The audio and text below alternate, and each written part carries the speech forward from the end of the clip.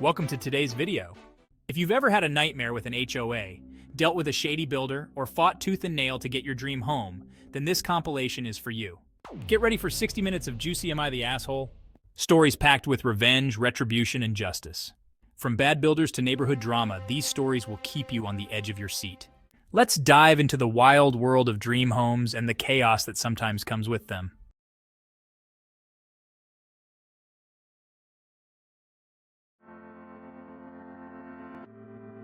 When my wife Vanessa and I bought our house in a nice suburban neighborhood, we thought we'd found the perfect place to start our lives together. The house was beautiful, the yard was spacious, and the neighborhood seemed quiet and well kept. We knew there was a homeowners association or HOA, but we didn't think much of it. We figured it was just there to keep things orderly and protect property values. Boy, were we wrong. Within a few weeks of moving in, the HOA started making our lives miserable with a barrage of ridiculous rules. Here are 3 that really pushed us over the edge. No lawn ornaments. We had a small garden gnome that Vanessa's grandmother had given her. It was cute, nostalgic, and harmless. But apparently the HOA had a strict no lawn ornaments policy. They sent us a notice demanding that we remove the gnome immediately or face a fine. We thought it was absurd. What harm could a tiny gnome do? But the HOA insisted that it ruined the aesthetic of the neighborhood. Matching window treatments. The HOA mandated that all homes have matching window treatments visible from the street.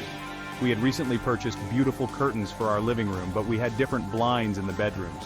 We were informed that we needed to buy new window treatments for the entire house, all matching or face another fine. It was completely unnecessary and expensive, but the HOA didn't care. Weekly lawn inspections. The HOA required that every lawn in the neighborhood be inspected weekly to ensure it was properly maintained. They expected every blade of grass to be uniform in height, the edges perfectly trimmed, and any stray leaves immediately removed. If they found anything out of place, they would issue a citation. It was impossible to keep up with, especially since Vanessa and I both worked full-time and couldn't spend our weekends obsessing over the lawn. Vanessa, who had been so excited about our new home, started to cry almost daily. The constant harassment from the HOA was taking a toll on her mental health. She felt like we couldn't enjoy our own home, and that we were constantly being watched and judged. I hated seeing her so upset, and I knew I had to do something. That's when I had an idea. Vanessa's mother, Karen, had a reputation in the family. She was the type of person you didn't want to cross. She was relentless, stubborn, and always got what she wanted. I had seen her take down customer service reps, landlords, and even a car dealership that tried to overcharge her. Karen had no problem fighting for what she believed in, and she usually won. So I made sure Karen knew what was going on. I mentioned to her how the HOA was making Vanessa's life miserable, and how her daughter was crying every day because of the stress. Karen didn't take it lightly. I could see the fire ignite in her eyes, and I knew the HOA had no idea what was coming their way. Karen moved into action almost immediately. She started by attending every single HOA meeting, where she questioned and challenged every decision they made. She researched the bylaws, found loopholes, and pointed out every inconsistency. If the HOA tried to enforce a rule on us, Karen found a way to push back legally, turning the tables on them. But she didn't stop there. Karen organized other disgruntled neighbors and formed a coalition against the HOA. They began to demand transparency, fair treatment, and even called for the resignation of the HOA president.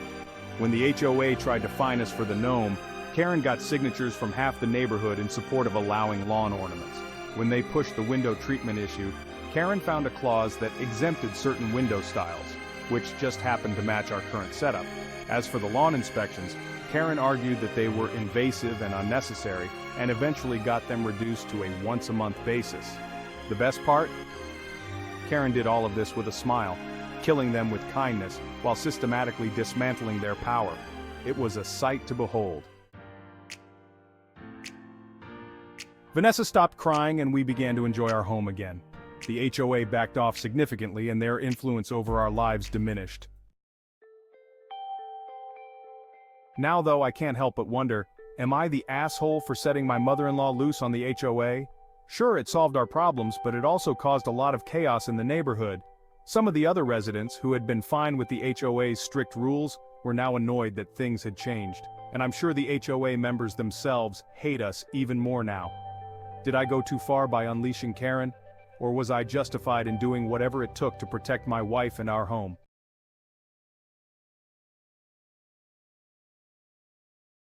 My wife, Sarah, has always had a thing for old houses. She loves their character, the history behind them, and the idea of living somewhere that has seen generations come and go. There's this one house in our neighborhood she's been obsessed with for years. It's a beautiful old Victorian with a wraparound porch, tall windows, and a big yard with oak trees that have probably been there for over a century. Every time we walked by it, Sarah would sigh and talk about how perfect it would be to live there. But I've never been sold on the idea. Don't get me wrong, the house is charming in its way, but all I see when I look at it is a money pit. Old homes come with old problems, plumbing, electrical issues, foundation problems, you name it. I didn't want to spend our life savings on something that could turn into a nightmare down the road.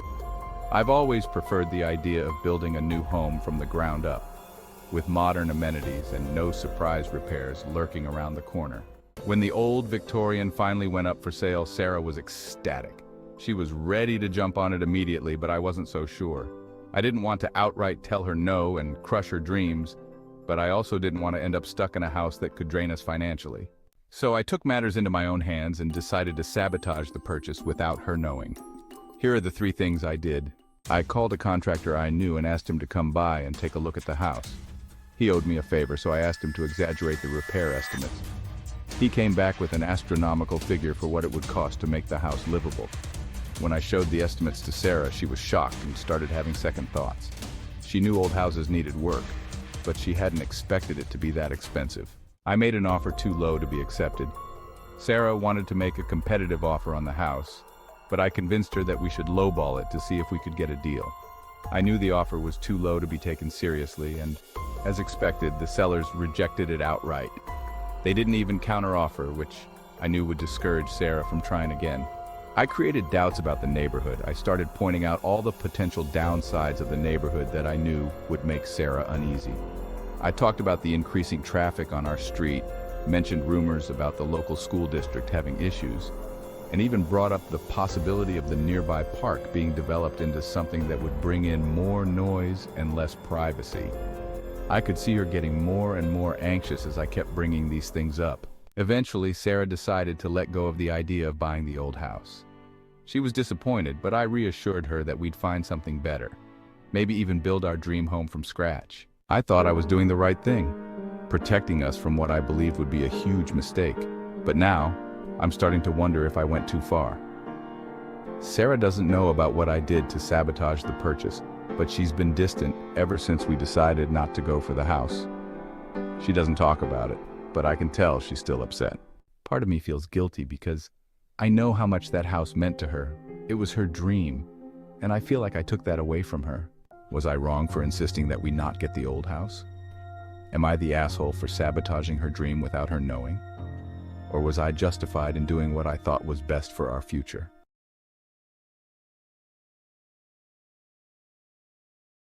Sometimes life kicks you in the teeth, other times it goes for the balls. When my grandparents moved into an assisted living facility, they made it clear that they wanted me to have their house. It was a modest home, but it had been the heart of our family for generations. The house had a sprawling backyard where my siblings and I spent countless hours playing as children, a cozy fireplace where we gathered during the holidays, and a front porch where my grandparents would sit and watch the world go by. My wife and I were thrilled to move in. It wasn't just a house to us, it was a place filled with memories, love, and a sense of continuity. We imagined raising our own family there, filling the rooms with new memories, just as my grandparents had done before us. But life has a way of turning your dreams upside down. Just a year after we moved in, my wife was diagnosed with ovarian cancer. It was aggressive, and despite her fighting with everything she had, she passed away within a few short months. The loss was devastating. She was my world, and without her, the house we had made our home felt empty, like a shell of what it once was. In my grief, I held on to the house. It was the last connection I had to my wife and to the life we had planned together. Every room reminded me of her. The kitchen where she loved to cook, the living room where we watched movies together, the bedroom where we shared our dreams. Moving out felt like giving up on everything we had built. A few months after my wife's death, my parents approached me with a difficult request. They told me that I should move out of the house so that my sister and her new husband could move in.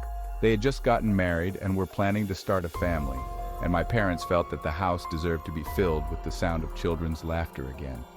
They reasoned that since I no longer had a wife, the house was too big for just one person. My sister had always loved the house too, and I knew she would be thrilled to live there. But the idea of leaving was unbearable to me.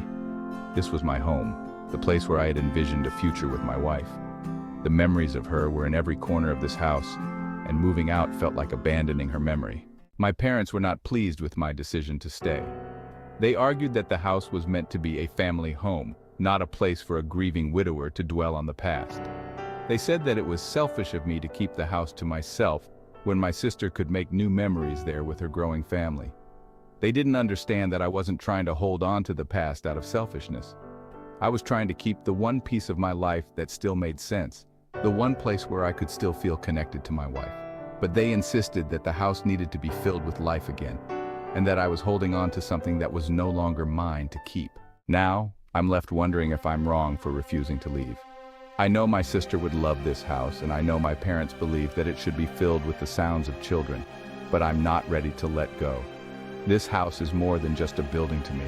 It's a place where I feel my wife's presence, where I can still imagine the life we were supposed to have together. Am I the asshole for holding on to the house, even though my family believes it should go to someone who can fill it with new memories? I know they have a point, but I can't shake the feeling that leaving this house would be like losing my wife all over again.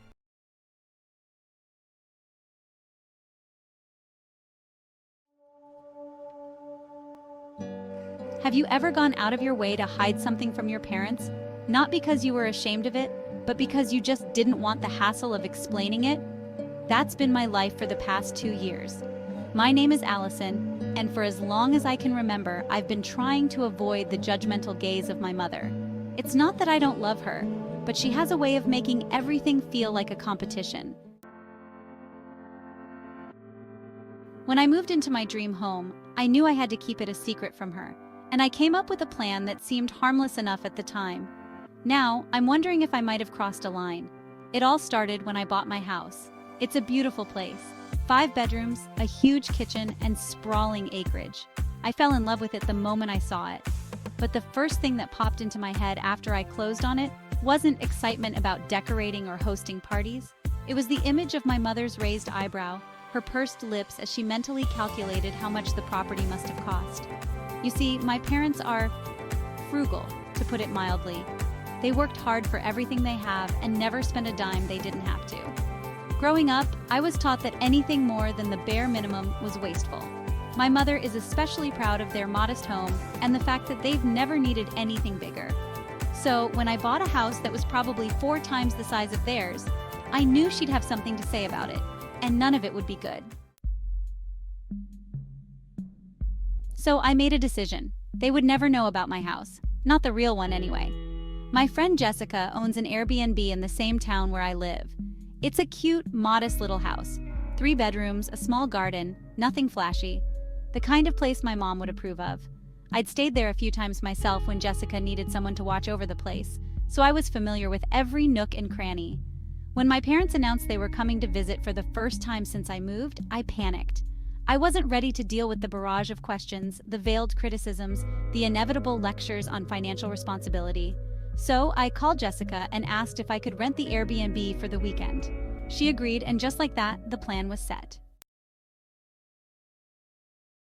My parents arrived and I took them straight to the Airbnb. I hadn't lied about anything. I just didn't correct their assumption when they thought it was my house. As we pulled up to the charming little place, my mom's first words were, "Well, it's nice enough, I suppose. A little small, but cozy." I let out a breath I hadn't realized I was holding. This was exactly the reaction I'd been hoping for. She didn't love it, but she didn't hate it either. It was safe, unassuming, just like I wanted.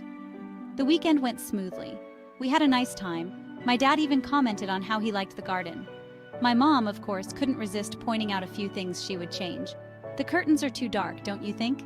And this couch isn't nearly as comfortable as the one at home, but overall they seemed satisfied. When they left, I was relieved. The plan had worked perfectly.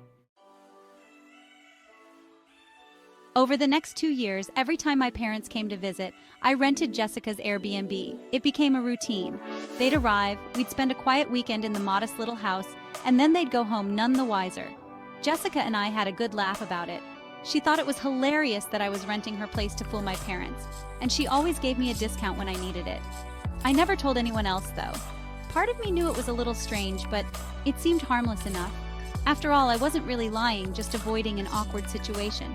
But the longer it went on, the more I started to feel weird about it. It's one thing to keep a secret for a little while, but after 2 years, it started to feel more like a deception. Especially when my parents would make comments about how proud they were that I was living within my means, not wasting money on anything extravagant. The last time they visited, things got complicated. My mom was in an unusually good mood. She actually complimented the Airbnb, saying, "You've really made this place your own, haven't you? It's just right for someone your age, small enough to manage but big enough to have a little company." I forced a smile and nodded, not trusting myself to say anything. But inside, I felt a knot tighten in my stomach. This had gone too far. My mother was praising me for something that wasn't even true. Then she dropped the bomb. "Your father and I were talking, and we think it's time to downsize. This place is so charming. We were wondering if you could help us find something like it when the time comes." I almost choked on my tea. The idea of my parents downsizing into a house they thought was mine, when in reality, my own house was a massive estate they'd never seen, was too much. I realized then that this charade had to end. But now I'm stuck. If I tell them the truth, it's going to be a mess. They'll be hurt, confused, and probably angry. My mom will definitely have something to say about the real house, and I'll have to deal with the fallout. But if I don't tell them, I'm just digging myself deeper into this lie. And it's not like I can keep renting Jessica's Airbnb forever. So here I am, asking the internet, am I the asshole for renting an Airbnb every time my parents come to visit, just to avoid them finding out about my real house? Is it wrong to let them believe I'm living modestly when the truth is so different? Or was this just a harmless way to keep the peace that spiraled out of control? I never wanted to deceive them, but now I'm not sure how to fix it. What would you do in my shoes?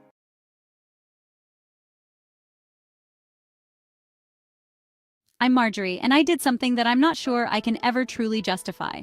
I bought a house, a small, charming little place in the heart of downtown. Normally, that would be something to celebrate, but this house wasn't just any house. It was the house.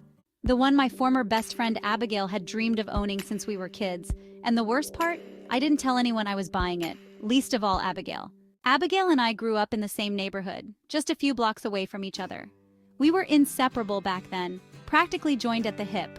We'd spend our afternoons biking around town, talking about our futures, our hopes, and our dreams. One of Abigail's dreams was to own this particular house in the downtown area. This house wasn't anything extravagant, but it had this old-world charm that captured Abigail's heart.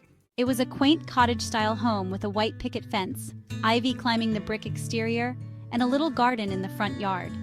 3 things stood out about the house that would break Abigail's heart. Abigail loved the wraparound porch with its old wooden swing.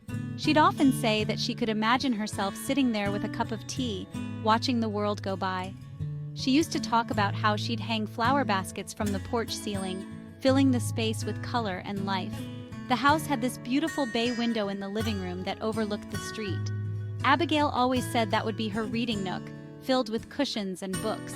She imagined herself spending rainy days curled up there with a good novel, just soaking in the coziness of it all. The small garden in front of the house was another thing Abigail adored. She had this vision of turning it into a little haven, with roses, lavender, and herbs growing alongside a stone path leading to the front door. She wanted to make it a place where she could unwind after a long day. Abigail and I haven't spoken in years. We fell out over a broken promise, something small that spiraled into something much bigger. I can't even remember what exactly started it, but we both felt betrayed, and our friendship dissolved. We moved on with our lives, and though we never reconciled, I'd be lying if I said I didn't think about her every now and then. We still live in the same town, so it's hard not to. Sometimes I see her in passing, and it feels like we're strangers now. A few months ago, I saw that the house was up for sale. It took me by surprise, but the more I thought about it, the more I realized that I could afford it. I'd just gotten a promotion at work, and the idea of owning a home had been on my mind. This house wasn't what I'd originally pictured for myself, but it was a good investment, and it was in a great location. And then, something inside me snapped. Maybe it was the bitterness of our fallout, or maybe it was just an impulse. But I decided I wanted that house. I knew Abigail would still want it, but the thought of her finding out after the fact gave me a sense of satisfaction that I can't quite explain. So I put in an offer, a good one, the kind of offer that would make the seller jump. And sure enough, they accepted it. Now that the house is mine, I've moved in and started making it my own. I painted the walls, replaced the old porch swing with a new one, and planted my own flowers in the garden. But as much as I try to enjoy it, there's this nagging feeling in the back of my mind. I can't stop thinking about how this would crush Abigail. She'd been talking about this house since we were kids. To her, this house was more than just a building. It was a symbol of her dreams, of everything she wanted to achieve in life. And I took that away from her without a second thought. If Abigail ever found out, she would be devastated. This house represented her future, her safe haven, and I swooped in and made it mine without so much as a warning. So now I'm left wondering if I did the right thing. Did I let my resentment and old wounds push me to do something that was unnecessarily cruel? Or was it just an opportunity that I had every right to take? It's hard to say. Part of me feels justified, but another part of me can't shake the guilt. Was I the asshole for buying the house that Abigail had dreamed of her whole life, knowing how much it would hurt her?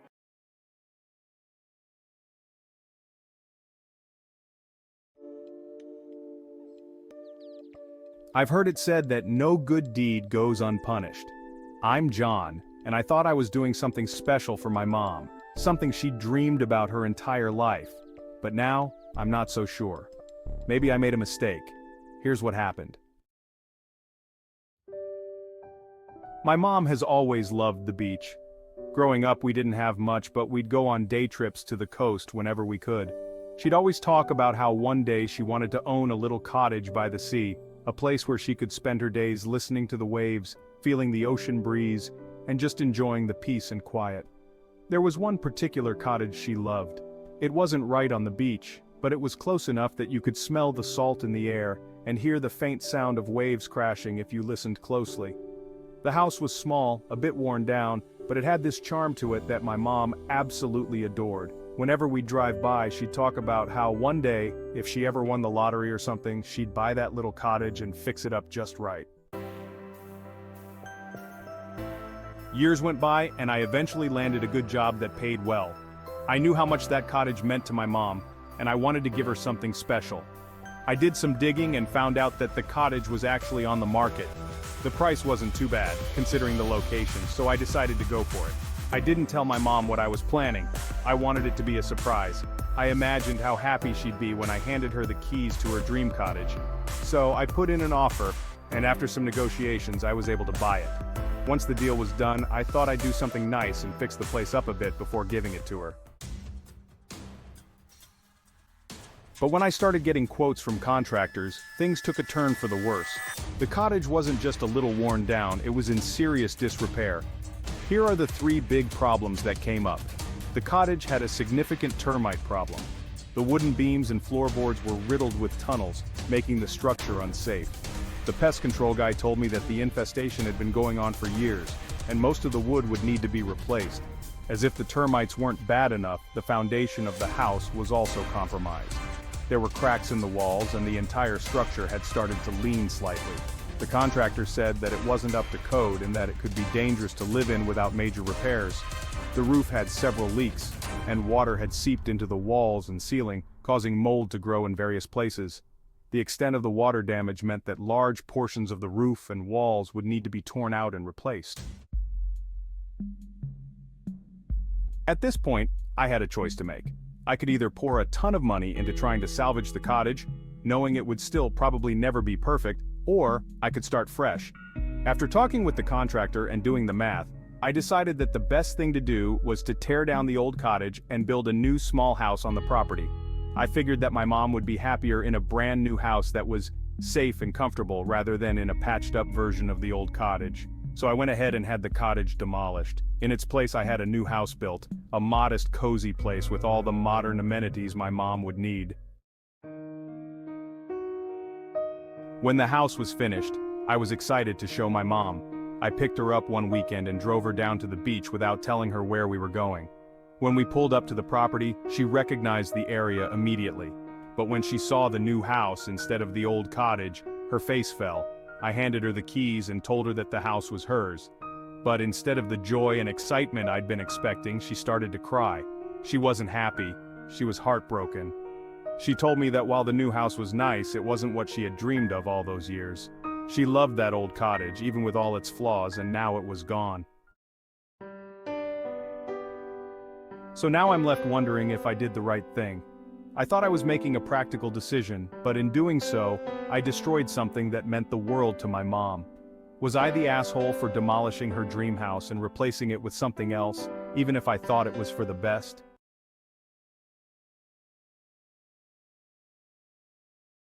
I recently bought my dream house, and I'm absolutely in love with it. It has everything I've ever wanted. A huge backyard where I can garden, a spacious kitchen where I can finally try out all those recipes I've been saving, and the most beautiful French doors that lead into the living room. These doors are a centerpiece. They're mostly made of glass with a delicate wood frame. They're perfect for the house, especially since I don't have pets or kids who might damage them. The house feels like a sanctuary, a place where I can relax and enjoy the fruits of my hard work. So, naturally, I wanted to share it with my family. My sister, who I love dearly, was excited to see the new place, so I invited her over. Now, I need to mention that while I adore my sister, I'm not the biggest fan of her kids. They're a handful. My sister practices what I like to call lazy parenting, where she lets her kids run wild and discipline themselves. It's chaos whenever they're around, and I usually try to avoid having them over for this reason. But this was my sister's first time seeing the new house, and I wanted to be a good host, so I figured it would be okay for a short visit. Big mistake. Almost as soon as they arrived, I knew I was in for trouble. My nephew, who is 6, walked in the door carrying a plastic sword. My niece, who's 4, had a ball with her, and the smallest child, just 2 years old, was clutching a sippy cup filled with bright red juice. I could feel my heart sinking as they barreled into the house.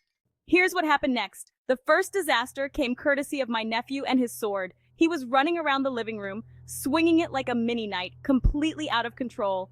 Before I could stop him, he smacked the sword against the French doors. I heard the glass crack before I saw it. One of the panes had a noticeable crack running through it right in the center. My brand new French doors ruined within minutes of their arrival. My niece was no better. She started bouncing her ball around the living room, and despite my repeated requests for her to stop, my sister just smiled and said, "She's just having fun." The ball hit one of the glass vases I'd carefully placed on a shelf, knocking it to the floor where it shattered into pieces. It wasn't an expensive vase, but it had sentimental value. My sister just shrugged and said, "Kids will be kids." The final straw was my youngest niece with her sippy cup.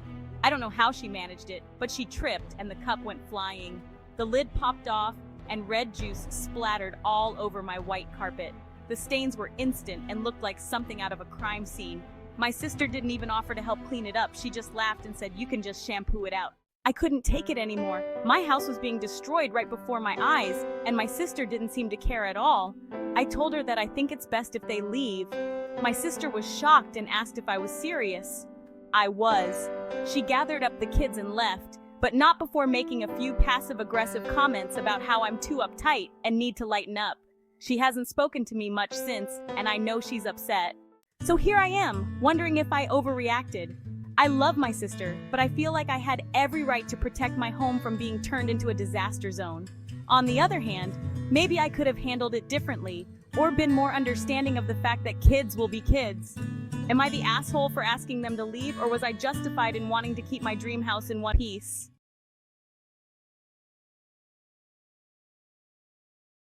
If you've ever had in-law drama, this story might be for you. When my wife and I got married, her grandparents gave us a house as a wedding gift. It wasn't just any house. It was the home her grandparents had lived in for decades, full of memories, and it meant the world to her. The house was a charming 2-story colonial with a wraparound porch, nestled in a quiet neighborhood. My wife grew up visiting this house, and she always talked about how much she loved it. So when her grandparents gave it to us, we were thrilled. We moved in shortly after our wedding and started building our life together. The house became our sanctuary, filled with laughter, late-night talks, and all the little moments that make a marriage. We talked about starting a family, filling the rooms with children's laughter, and growing old together in this house that meant so much to her. But then, tragedy struck. My wife was involved in a drunk driving incident and died. It was sudden, unexpected, and absolutely devastating. We hadn't been married long, and in that short time we hadn't had children. The future we had planned was ripped away in an instant, leaving me alone in the house that we had both loved so much. As I grieved, I found comfort in the house. Every corner of it held memories of my wife, from the kitchen where we cooked together to the living room where we spent cozy evenings by the fire. The idea of leaving the house was unbearable to me. It was all I had left of her. A few weeks after the funeral, my in-laws approached me with a question that caught me off guard. They asked when I would be moving out of the house. They said that the house had been in their family for generations, and with their daughter gone, they believed it should go back to them. They weren't hostile about it, but it was clear that they expected me to give up the house. I told them that I wasn't planning on moving out. My wife had left clear instructions in her will that the house would go to me if anything ever happened to her. She knew how much the house meant to both of us, and she wanted me to have it. The house wasn't just hers, it was ours, and I felt that giving it up would be like losing her all over again. My in-laws didn't take the news well. They were hurt and upset, and they accused me of being selfish. They said that the house was part of their family history, and without my wife, I had no claim to it. They pointed out that I had my own family, and that I could find another place to live, but this house was special to them. I tried to explain that the house was special to me too, that it was full of memories of the life I had shared with their daughter, but they didn't see it that way. They saw it as me holding on to something that wasn't truly mine, something that should have gone back to them. Now, I'm stuck in a difficult situation. I love this house and I feel a deep connection to it because of all the memories I made here with my wife. But I also understand that the house is important to my in-laws and that they see it as part of their family legacy. I don't want to hurt them, but I also don't want to give up the one thing that makes me feel close to my wife. So, am I the asshole for keeping the house? I know it means a lot to my in-laws, but it means a lot to me too. This house isn't just a piece of property, it's a piece of my heart, a place where I feel my wife's presence every day. I don't think I can give that up, but I wonder if I'm being selfish for holding on to something that my in-laws believe should be theirs.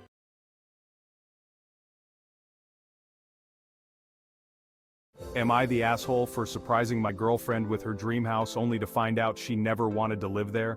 I thought I was doing something wonderful, something that would make her the happiest woman in the world.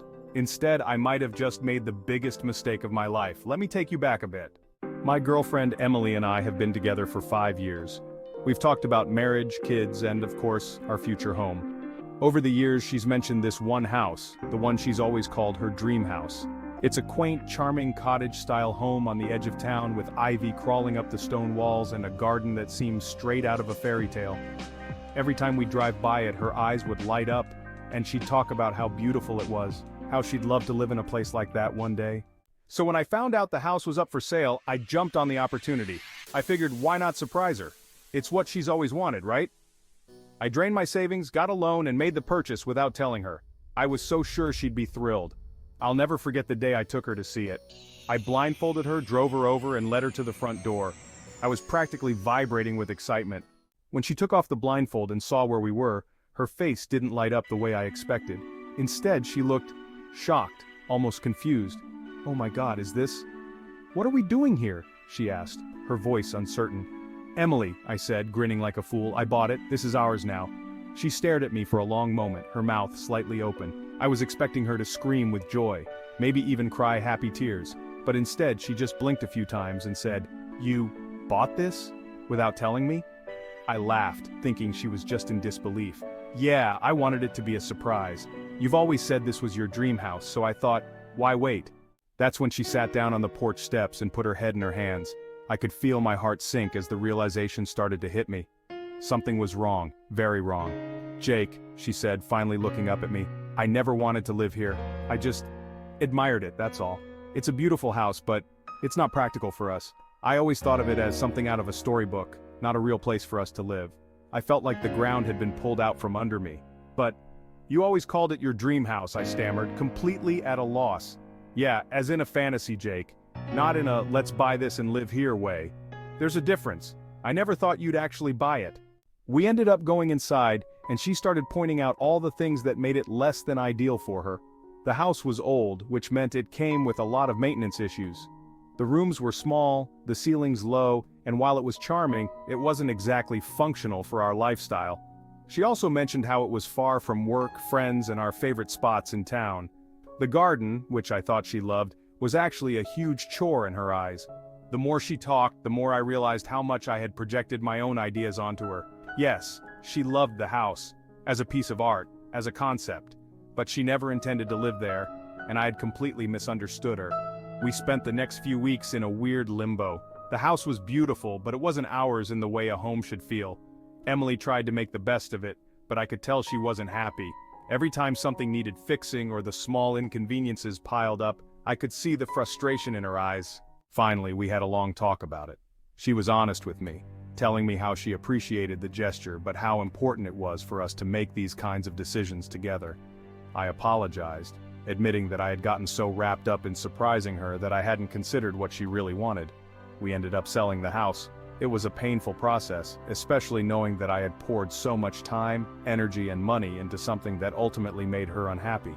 We found a new place, something we both loved, and we made sure to choose it together. But even now, I can't help but wonder if I'm the asshole for assuming that I knew what she wanted without asking. Was I wrong for trying to surprise her with what I thought was her dream house?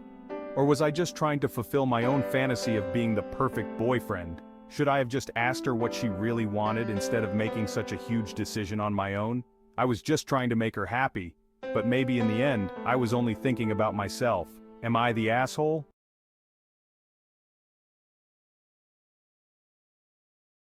It was supposed to be the perfect start to our new life together.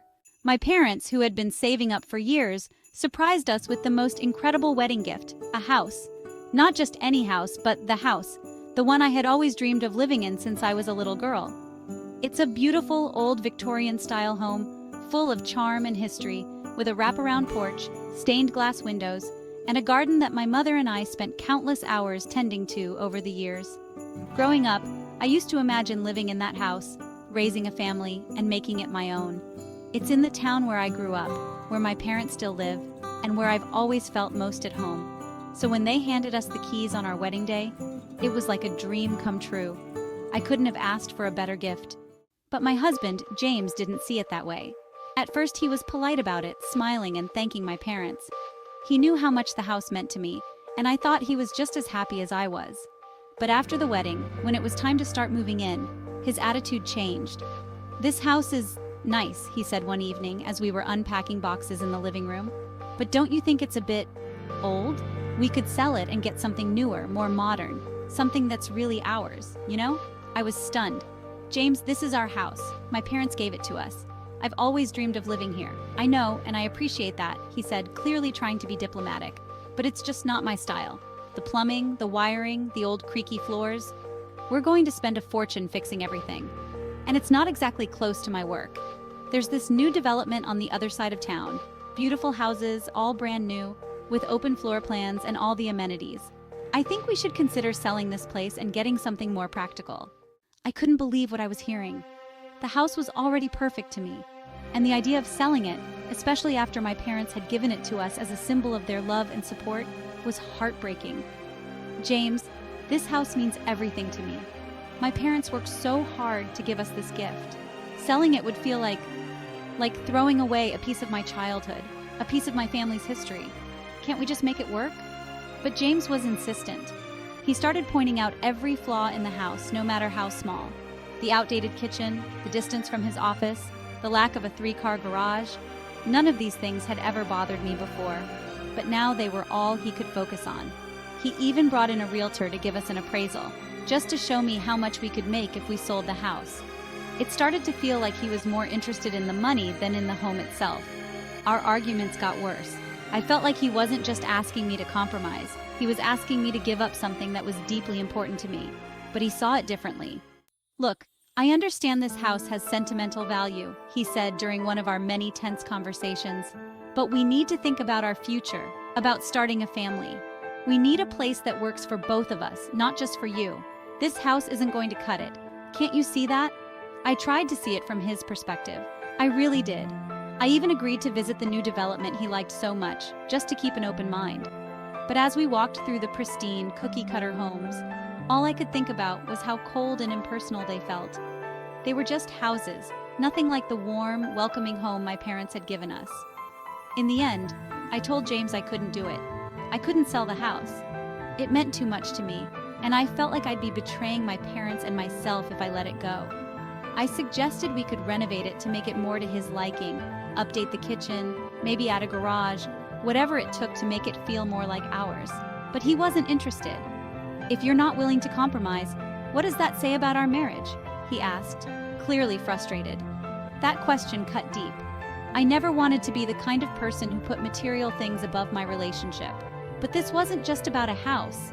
It was about my connection to my past, to my family, and to the life I had always envisioned for myself. Was I really wrong for wanting to hold on to that? James and I are still at an impasse. The house that was supposed to be our dream home has become a point of contention, and I'm afraid it's driving a wedge between us. I can't help but wonder if I'm being selfish or if I'm right to stand my ground. Am I the asshole for refusing to sell the house? Or is James the one who's not willing to compromise?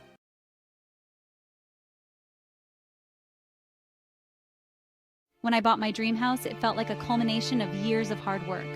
I had saved every penny, sacrificed vacations, and spent endless weekends scouring listings until I finally found the perfect place. It was everything I had ever wanted. A cozy, charming home with just the right amount of character, nestled in a quiet neighborhood. The moment I stepped through the door, I knew it was meant to be mine. After I moved in and settled down, I was beyond excited to share my new home with my family. The holidays were fast approaching, and I thought it would be the perfect opportunity to host everyone. I wanted to show them the place I had worked so hard for, and I envisioned a warm, festive gathering where we could all make new memories together. My brother Dan was the first to RSVP, and he didn't just accept the invitation, he practically invited himself to stay with his wife and 2 kids for the entire holiday season. At first, I was thrilled. I hadn't seen much of Dan and his family since they moved out of state, and I thought it would be great to catch up. I made up the guest room, stocked the fridge, and eagerly anticipated their arrival. When they finally showed up, it was clear that Dan had made himself comfortable even before stepping through the door. As they unloaded their luggage from the car, I couldn't help but notice they had brought far more than what anyone would need for a week-long stay. Dan shrugged it off, saying they wanted to be prepared for any situation, but the amount of stuff they brought already made me uneasy. The first few days went by smoothly enough. It was nice having the house full of life, and I enjoyed spending time with my nieces. But soon, things started to change. The first issue was the way Dan treated the house like it was his own. He didn't ask before moving things around, and by the end of the first week, my carefully decorated living room looked more like a chaotic playroom. The kids' toys were everywhere, and Dan had rearranged my furniture for better flow, as he put it. I bit my tongue, not wanting to be the bad guy during the holidays. The second problem was the way Dan started to act as though my house was some kind of all-inclusive resort. He had a habit of helping himself to whatever was in the fridge and pantry without asking, often finishing off things I had specifically bought for myself.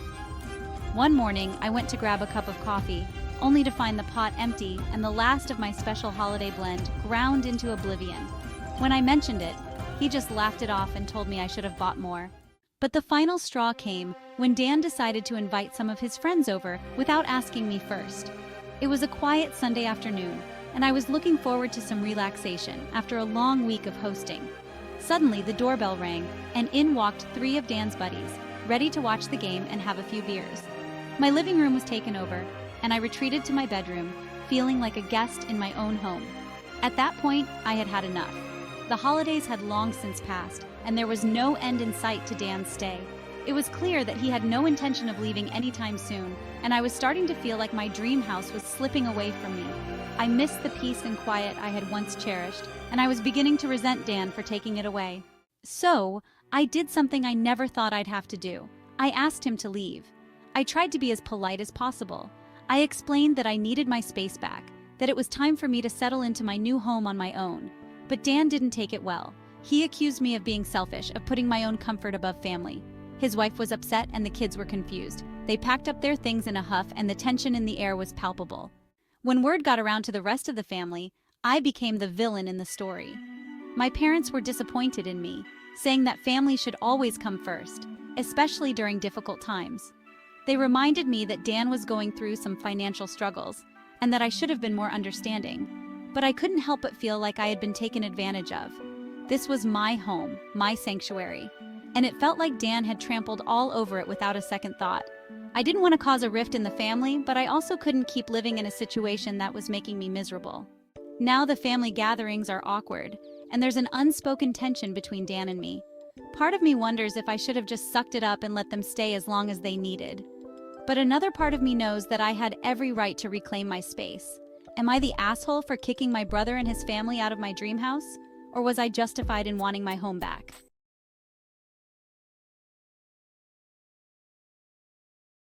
When my wife Sarah and I finally bought our dream house, it felt like everything we had worked so hard for had paid off. The house was perfect. A charming two-story home with a spacious backyard, a cozy front porch, and plenty of room for our future family. The best part was the neighborhood. It was quiet, peaceful, and full of beautiful tree-lined streets. We had imagined ourselves living in a serene environment, away from the hustle and bustle of the city, and this house seemed to be the perfect fit. The first few days after we moved in were like a dream. We spent our time unpacking, arranging furniture, and getting to know our new surroundings. It was everything we had hoped for, until Monday morning arrived. At exactly 7 a.m., we were jolted awake by a chorus of shrill cries and loud laughter coming from next door. I groggily looked out the window and saw a group of small children running around in the backyard of the house adjacent to ours. It took us a moment to realize that our next-door neighbor was running a daycare right out of her home. We hadn't noticed the daycare during our visits to the house before buying it, as we had only visited during evenings and weekends when the children weren't there. Now, it was clear that the noise was going to be a daily occurrence. And it wasn't just a mild inconvenience, it was unbearable. The first noisy occurrence that really drove us crazy happened the very next day. I was working from home and Sarah was in the kitchen trying to enjoy a cup of coffee when the noise started again. This time, it wasn't just the children playing. There was a loud, repetitive banging sound coming from the backyard. I looked out and saw one of the kids hitting a plastic hammer against a toy drum set, and it seemed like it would never end. The noise echoed through our walls, making it impossible to focus on anything. The second incident happened later that week when we were looking forward to a relaxing Saturday morning. We planned to sleep in, have a leisurely breakfast, and maybe take a stroll around the neighborhood. But our peaceful plans were shattered by a high-pitched screeching that pierced through the air.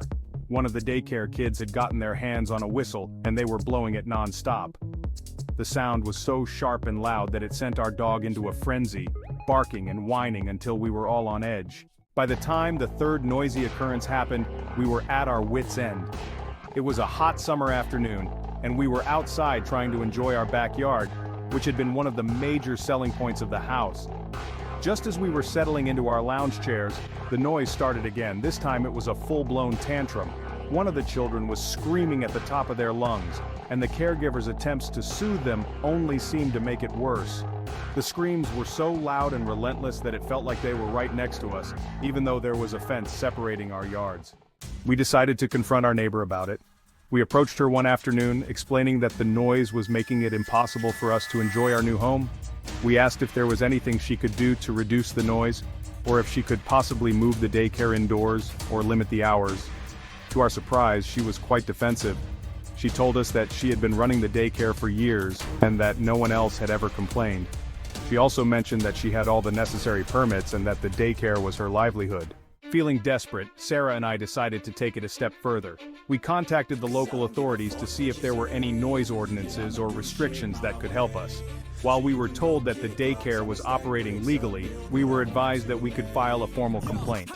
We knew that doing so would likely force the daycare to close, but at that point, we were so frustrated that we seriously considered it. When word got around the neighborhood that we were thinking of taking action, the response was immediate and overwhelming.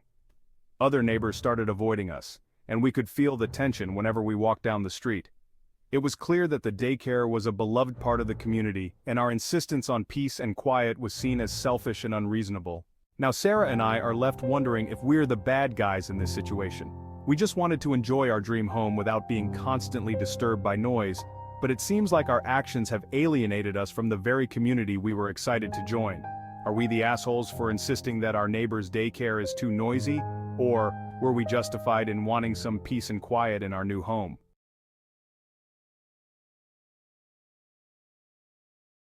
I never thought I'd be writing something like this, but here I am, questioning whether I'm the bad guy in this situation. My wife Emily and I had been married for 7 years. Our marriage wasn't perfect, but we had what I thought was a solid relationship. Emily always dreamed of owning this beautiful old Victorian house in our town. She'd talk about it all the time, how it had character, charm, and everything she ever wanted in a home.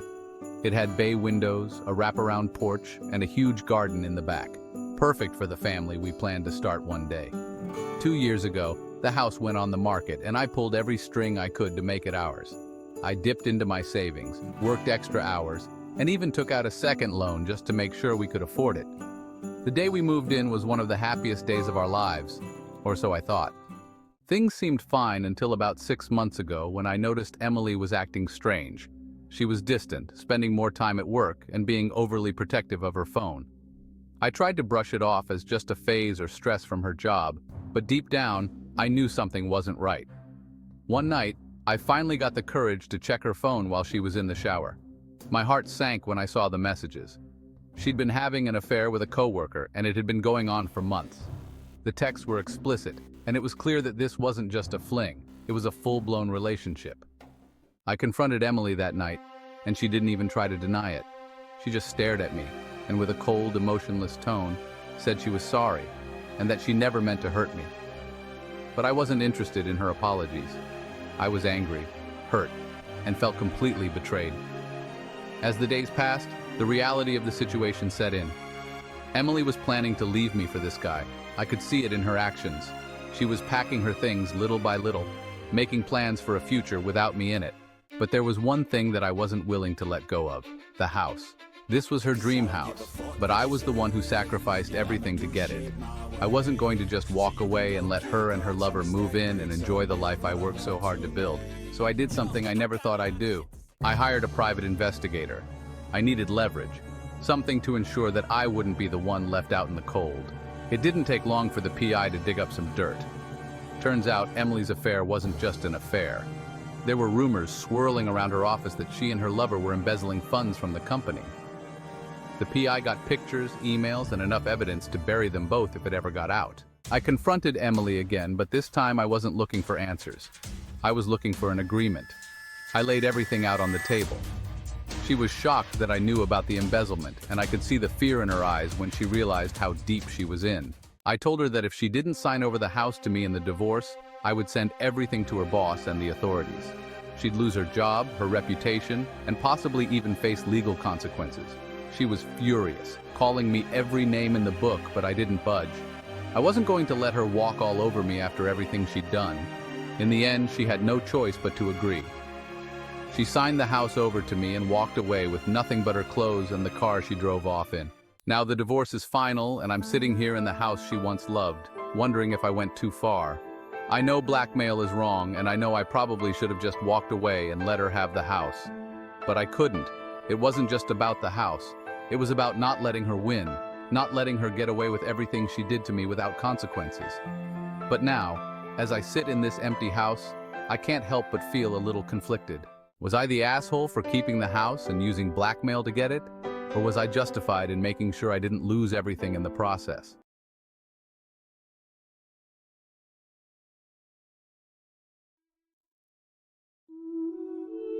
When I first bought my house, I thought I had finally achieved the dream I'd worked so hard for. It was supposed to be perfect.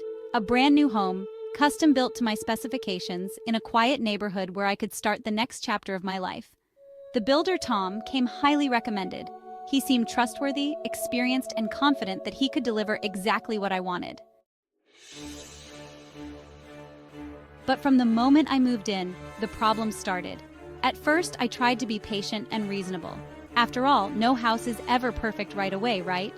But as the days turned into weeks and the list of issues kept growing, I realized that what I had wasn't just a house with a few minor flaws, it was a disaster waiting to happen. Here are 3 examples of the shoddy workmanship that drove me over the edge. The roof leaked during the first rain. I'll never forget the first night it rained after I moved in. I was lying in bed, finally starting to relax, when I heard the sound of dripping. I got up to investigate and found water pouring in through the ceiling in my living room. The roof was leaking in multiple places, and the damage to the drywall and flooring was extensive. I called Tom immediately, but he was dismissive, saying it was a minor issue that could be easily fixed. It wasn't. The foundation had cracks. I noticed cracks in the foundation within the first few months. At first they were small, but they grew quickly. I had a structural engineer come out to take a look, and he informed me that the foundation wasn't properly reinforced. It wasn't just a cosmetic issue, it was a serious structural problem that would cost a fortune to fix. The plumbing was a mess. From the start, I had trouble with the plumbing. The water pressure was inconsistent, and the pipes made loud banging noises whenever I used the taps. I had a plumber come out to take a look, and he told me that the plumbing had been installed incorrectly. Pipes weren't properly secured, and there were multiple leaks behind the walls. The whole system would need to be redone. After dealing with these issues and more, I was fed up. I tried to get Tom to fix the problems, but he kept giving me the runaround. He'd show up late, do a half-assed job, and leave with more excuses than solutions. It became clear that he had no intention of taking responsibility for his shoddy work. I knew I couldn't just let it go, so I decided to get my revenge. Here are 5 petty ways I ruined Tom's life. I filed complaints with every licensing board I could find. I filed formal complaints with the local contractor licensing board, the Better Business Bureau, and any other organization I could think of. I made sure to include detailed descriptions of all the issues with the house, along with photos and expert assessments. It wasn't long before his business started facing serious scrutiny. I left scathing reviews everywhere. I went online and left detailed, scathing reviews on every platform I could find: Yelp, Google, Angie's List, and even Facebook. I described my experience in detail, making sure that anyone considering hiring Tom would think twice. It wasn't long before his business's rating plummeted. I warned potential clients.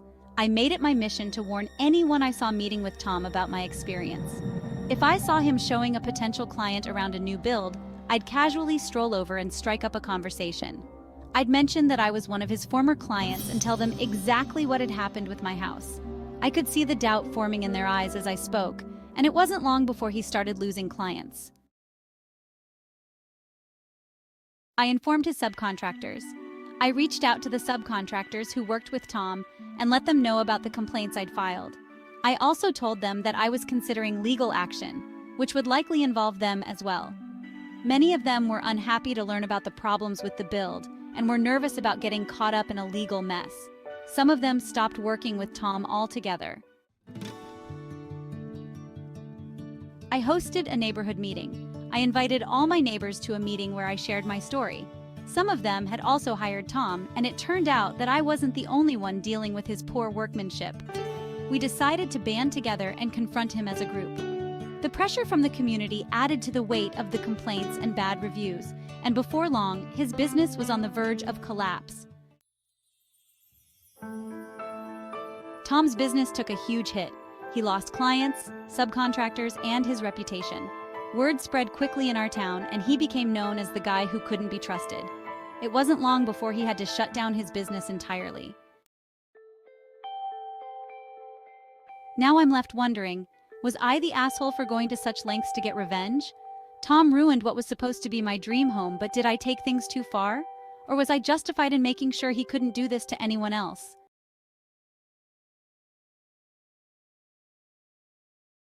When I bought my house just outside of a neighborhood, I thought I was getting the best of both worlds. A nice home with a bit of land and none of the restrictions that come with living in a community controlled by a homeowners association, or HOA. The property was right on the edge of a neighborhood, and while I was technically next to their community, My house wasn't included in the HOA. This was one of the main reasons I bought it. I didn't want anyone telling me what I could or couldn't do with my own property. Not long after I moved in, though, I got a knock on the door. It was a couple of people from the HOA, smiling and holding a welcome basket. I thought it was a kind gesture until they started talking about collecting my first monthly payment. I told them politely that there must be some mistake. I wasn't part of the HOA. Their smiles faded and they explained that even though my property wasn't originally part of the HOA, the neighborhood had expanded over the years and now they considered my home part of the community. I hadn't signed anything agreeing to this, and I told them as much. They insisted that I needed to join and pay the monthly fees. I refused. Over the next few weeks, they kept pestering me. I'd get letters in the mail, visits from different HOA members, and even a few veiled threats about what could happen if I didn't cooperate. It was all incredibly frustrating. I just wanted to be left alone to enjoy my property, but they wouldn't take no for an answer. So I decided to take matters into my own hands. Here are 3 things I did to get them off my back. I blocked access to the side street.